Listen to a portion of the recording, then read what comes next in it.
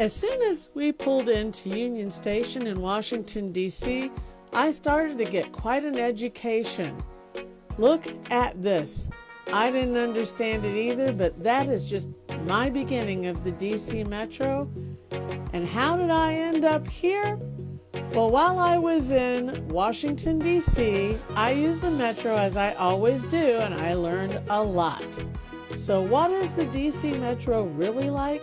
Here's an introduction for you. Join me, Terry Dixon, for an adventure for anyone as we take a look at this. This is the Washington, D.C. Metro, and it's quite a creation. It started for me here at Union Station.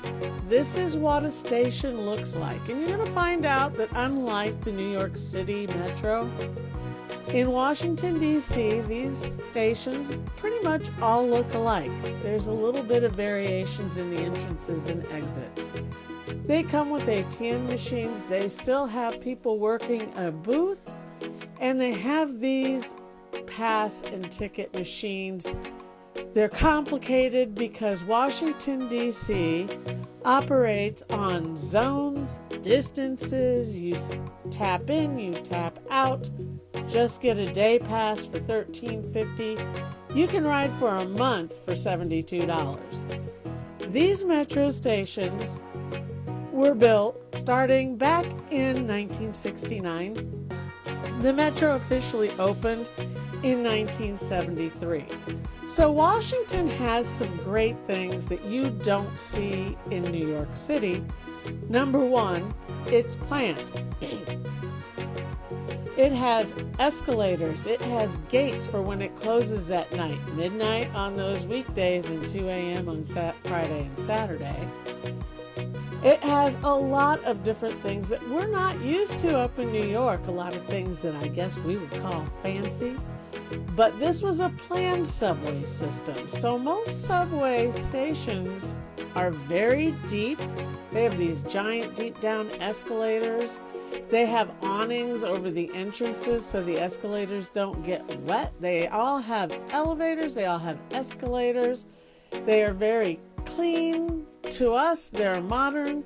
And the whole system is color-coded, kind of like Boston. So instead of numbers and letters, you just have colors. And as any other subway, your train and your menu there at the station will tell you the station you're heading towards, the one that's at the end of the circuit, so you know which direction to get on. But in Washington, D.C., it's very clear. There's maps, there's colors, they're telling you which direction which side goes. There are signs even for the escalators. It is absolutely amazing. And as I found out, there's 10 stations in Washington, D.C. that if you get lost, just ask those National Guard guys who are there. They'll tell you anything you need to know to get around. So inside the subway, you can see you have a lot of information on these screens. It tells you where you're going. It tells you if there's a problem and what to do about it, how long you might be sitting there. You're informed of quite a bit. Now, is the whole subway system underground? No, it's not. The further away from the center you get, sometimes you get above ground stations, just like in any other city. So it is that way here too. And they really get above ground when they get all the way out to 2 states. They go to Virginia and to Maryland. Now, as you saw there, if you happen into a station that might be at a tourist attraction, they're going to be happy to tell you, you're at Chinatown, here you go. And it's a great, great thing. There are pieces of art, as this mural in the U Street station that I visited, but there's not as much of it as there is at other places.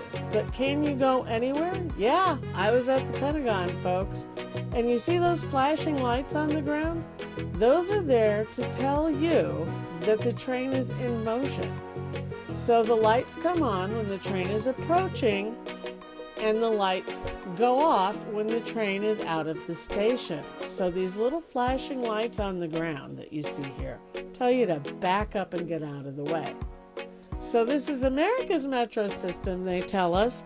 It has 98 stations. It runs for 128 miles throughout Washington, D.C., and to the 2 neighboring states.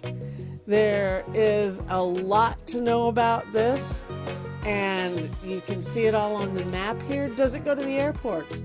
Both of them, yes. It goes to the Pentagon. It goes to all of your major attractions. And by all means, it will take you to where you need to go. You have these little menus on the inside of the train that tell you where you're going, and they will get you where you need to go. Now, are we going to talk more about this subway system? Yes, we are a little bit. I'm going to tell you how to get around on it to go to some great attractions. But just remember that this is how it works. Get your day pass. Don't worry about as you ride. It's too complicated. It takes you anywhere you need to go as a tourist, as a citizen, whatever.